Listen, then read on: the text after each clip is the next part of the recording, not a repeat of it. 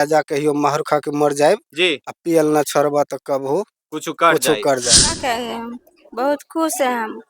आज प्रिया सुहानी तो हमको एक लाइन बात की थी, जी पापा आप हमारा देखे हैं चैनल, वो हाल फिलहाल में प्रिया सुहानी ही दी है। अपने पैसे से खरीद दिए थे। दोस्तों खेसारी लाल यादव के गाने पे रातों रात वायरल प्रिया सुहानी के माता पिता मेरे सामने हैं।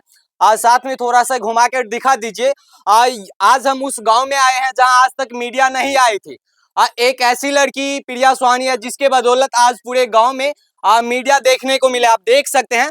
बाकी बात उनका घर आपका नाम क्या हुआ? हरिदर्शन सदा। हरिदर्शन सदा। आपका नाम क्या हुआ? अहिल्या देवी। अहिल्या देवी। अंकल जी एक चीज बताइए, पहले आपको गांव के लोग क्या कहते थे कि आपकी बिटिया कहीं ना कहीं कुछ गलत काम करने के लिए गए हैं, डांस करना समाज के लोगों के लिए अच्छे नहीं होते हैं, उस समय आपको क्या कहते थे गांव